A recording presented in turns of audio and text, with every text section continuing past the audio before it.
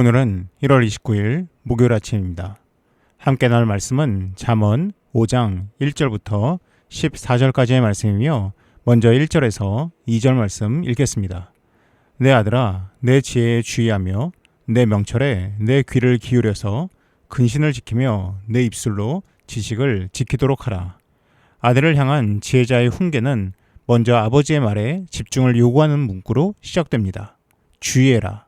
귀를 기울이라고 요구를 합니다. 그렇게 함을 통해서 근신과 지식을 지킬 수 있다고 이야기합니다. 아버지의 훈계의 본격적인 내용은 그 다음 9절에서 이야기됩니다. 3절에서 6절입니다. 대저 음녀의 입술은 꿀을 떨어뜨리며 그의 입은 기름보다 미끄러우나 나중은 쑥같이 쓰고 두 날 가진 칼같이 날카로우며 그의 발은 사지로 내려가며 그의 걸음은 스올로 나아가나니 그는 생명의 평탄한 길을 찾지 못하며 자기 길이 든든하지 못하여도 그것을 깨닫지 못하느니라. 잠언에는 무언가를 의인화시켜서 나오는 표현이나 은유와 비유들이 등장합니다.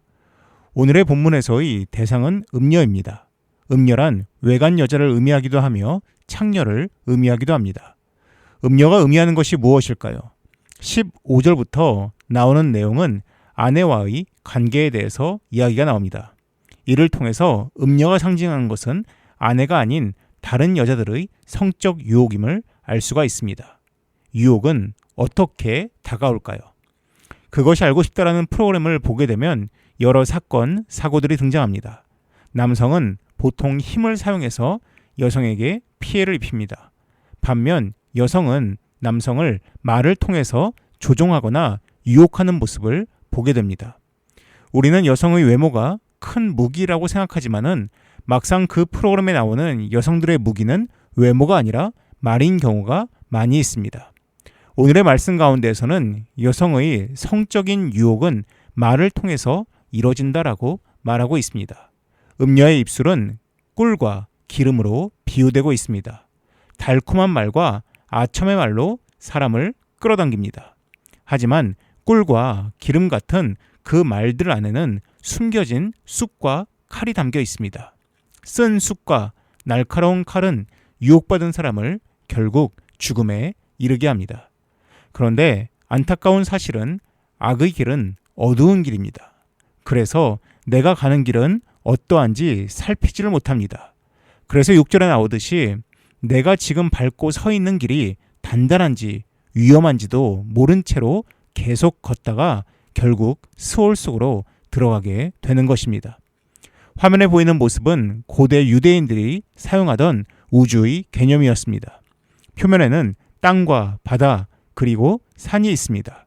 그리고 땅 아래에는 스올이란 공간이 존재한다고 여겼습니다. 구약시대에는 죽은 사람들이 가는 공간으로 여겨졌으며 신약시대에는 스올은 지옥으로 여겨졌습니다. 그래서 음부로 번역을 하기도 합니다. 지혜자는 이러한 음녀의 유혹에 빠지게 되면 결국 스올, 즉 죽음의 깊은 곳으로 빠지게 된다라고 말하고 있습니다. 7절에서 10절입니다. 그런즉 아들들아 나에게 들으며 내 입의 말을 버리지 말고 내 길을 그에게서 멀리하라. 그의 집 문에도 가까이 가지 말라. 두렵건대 내 존영이 남에게 잃어버리게 되며 내 수완이 잔인한 자에게 빼앗기게 될까 하노라. 두렵건대 타인이 내 재물로 충족하게 되며 내 수고한 것이 외인의 집에 있게 될까 하노라. 그러므로 그러한 성적인 유혹에는 아예 가까이 하지도 말라고 말합니다. 멀리 하라고 이야기합니다. 15절부터 나오는 좋은 여인, 좋은 아내에 대한 이야기에서는 얻을 수 있는 것들이 언급됩니다. 그런데 음녀를 통해서는 얻을 수 있는 것이 전혀 없습니다. 대신 잃을 것만 가득합니다. 먼저는 존영과 수완, 즉 명예와 좋은 세월을 잃을 수 있다라고 이야기합니다. 또한 수고하여 모은 것들을 다 잃을 수 있다라고 경고하고 있습니다. 11절에서 14절입니다. 두렵건대 마지막에 이르러 내 몸, 내 육체가 쇠약할 때에 내가 한탄하여 말하기를 내가 어찌하여 훈계를 싫어하며 내 마음이 꾸지람을 가벼이 여기고 내 선생의 목소리를 청종하지 아니하며 나를 가르치는 이에게 귀를 기울이지 아니하였던고. 많은 무리들이 모인 중에서 큰 악에 빠지게 되었노라 하게 될까 염려하노라. 결국 다 잃은 자의 한탄이 나옵니다. 훈계를 싫어하고 지혜자의 목소리를 듣지 않음을 후회하고 있습니다. 그런데 이러한 한탄이 나오는 순간을 보십시오. 몸과 육체가 쇠약할 때입니다. 이미 모든 것을 잃은 후에야 자신의 잘못을 깨닫게 된다는 것입니다. 그렇다면 우리는 이러한 치명적인 성적인 유혹에서 벗어나기 위해서 어떻게 해야 할까요? 미국의 목회자이자 페루에서 10년간 선교사로서의 삶을 살았으며 영향력 있는 설교로 알려진 폴 워셔 목사님이 이에 대해서 하신 짧은 말씀이 있습니다. 잠깐 듣고 보도록 하겠습니다. Paul tells Timothy in 2 Timothy 2, now flee youthful lust. So the first thing I'm going to do is avoid those things that are most likely to trip me up. And so I'm not going to put myself in situations that make me more vulnerable. The other thing is something that it amazes me that people don't talk about this. You know, James chapter 1 is every good thing given and every perfect gift is from above, coming down from the Father of lights. I believe that the greatest motivation for avoiding temptation is this.